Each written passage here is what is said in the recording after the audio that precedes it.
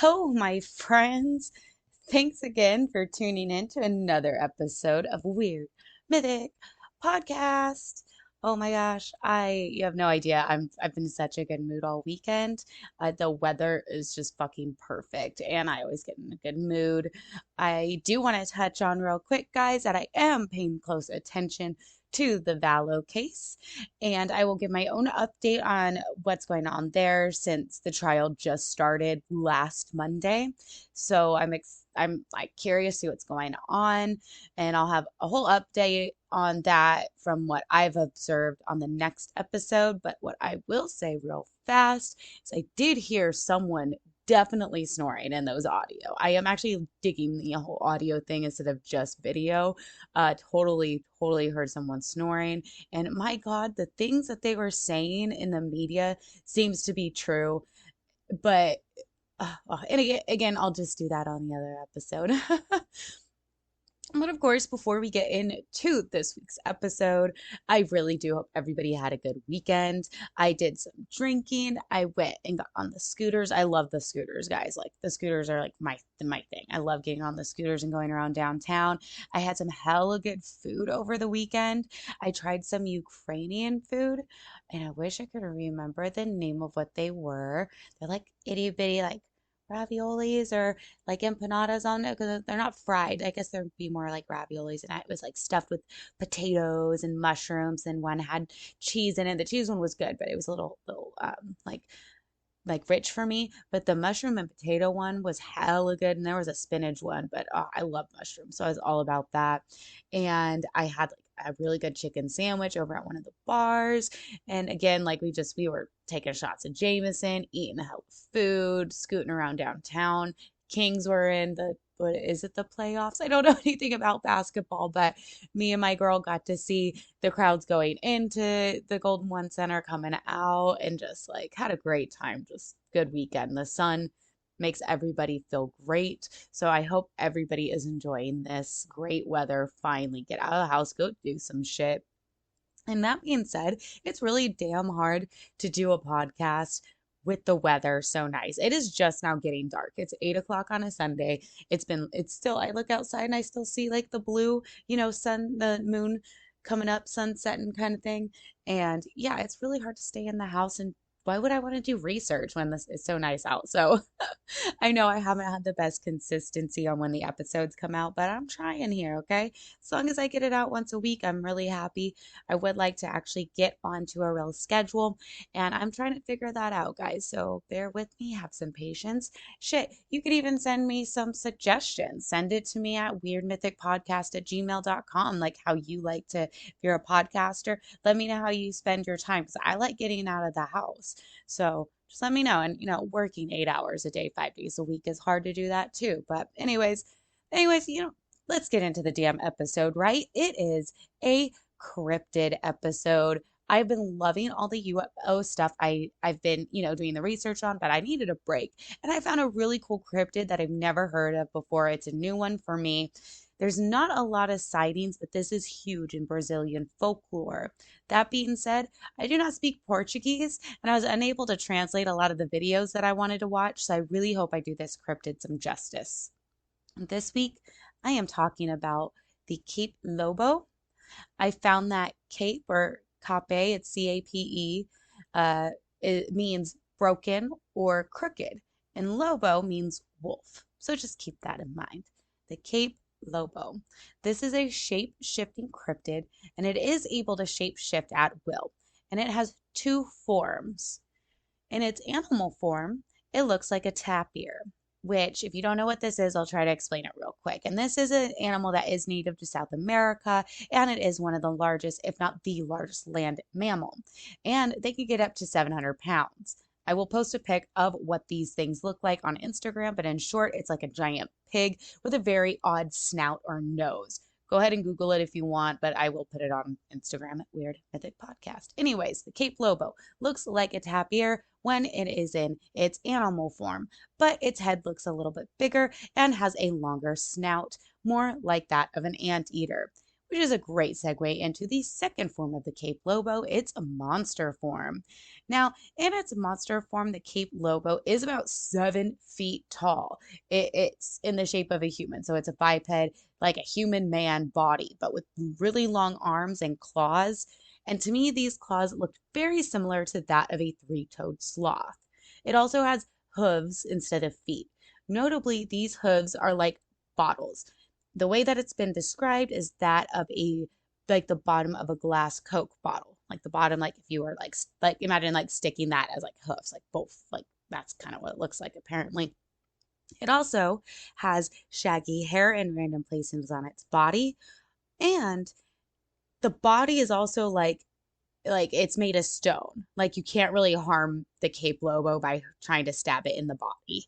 And of course, it is a giant anteater head, like giant anteater head. So man body, hooves, claws, 7 feet tall with a giant anteater head. You can find the Capelobo, although I highly recommend not coming into contact with them. You can find them in Brazil near the jungles and rivers, and they are only seen at night. How will you know when the Capelobo is near? You will hear a loud shriek or a scream. Now, this scream can be heard up to 10 miles from where the Capelobo is. Those who believe they have heard the Capelobo say that this is a piercing scream. It makes you wonder if you should go investigate or get the hell out of Dodge. And in some cases, you might go temporarily insane and panic if you hear the Capelobo scream. Another way to know that it's near is if you smell something extremely rotten and just flat out gross. I can never really find a good description of what the smell is of the Capelobo, but in the articles, it has been described as to make someone sick just from the smell. This smell does permeate either off the body or from the Capelobo's mouth. It will make you dizzy. Sometimes you might even hear the flies buzzing around the Capelobo, which I would think you're a bit too close to this cryptid if you see the flies following it and hearing flies. Ugh. I am going to post a couple of Reddit stuff that I read on the Capelobo because one of my favorite descriptions of the smell is funk like a fox. And yes, oh my gosh, I've never heard that saying before and I freaking loved it. So you might hear this horrible yet scream that makes you want to investigate or get the hell out, or you're going to smell something gross. And as I had mentioned, the Capelobo has a body that's pretty much made of stone. It has been said that it is also immortal, that bullets and knives will not injure the Capelobo. You have to get it directly in its eye, or the best place to injure or possibly kill the Capelobo is to stab it directly, and I mean freaking directly in its belly button. Yep, directly in the navel. So what does this cryptid do, you might ask?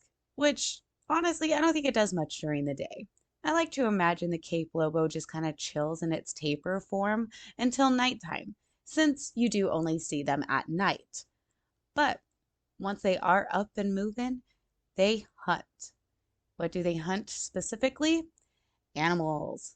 And not just animals, though, baby animals. Baby dogs and cats. Capelobos also like goats and other small animals.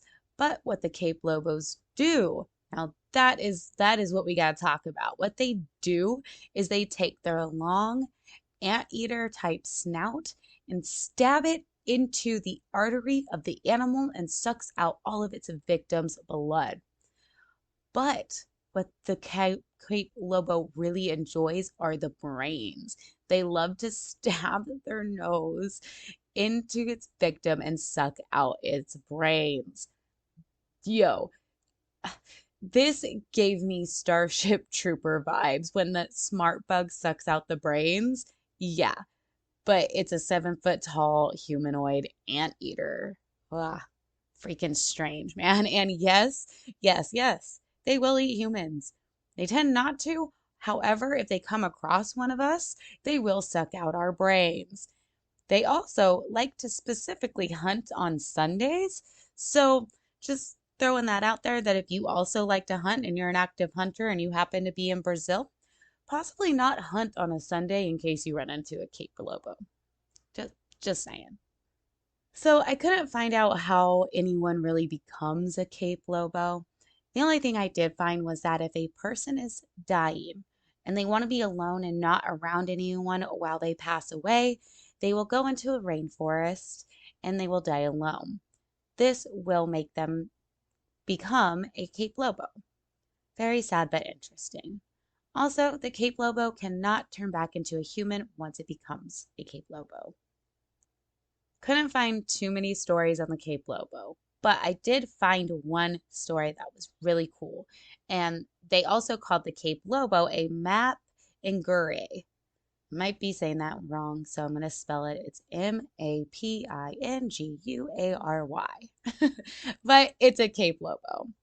And in 1937, between March and April, along the Sao Paulo and Rio Araguaia region in Brazil, there was more than 100 cattle killed along the edge of the rainforest.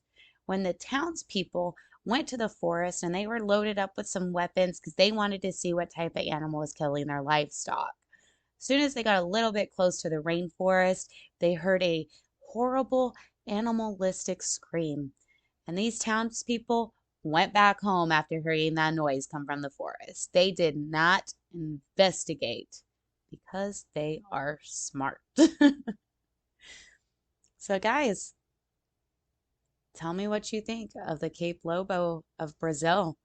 So I want to know, like, so put it down in the comments. Tell me what you think about this awesome cryptid. It's a giant humanoid, giant anteater with these claws and bottle type feet. I can't wait to show you guys the pictures that I'll be posting. It is honestly now one of my new favorite cryptids, and I'm so glad I just happened to stumble upon it. So let me know what you think in the comments. Send me, of course, all the emails to weirdmythicpodcast@gmail.com. Don't forget to go to Twitter at weirdmythicpodcast.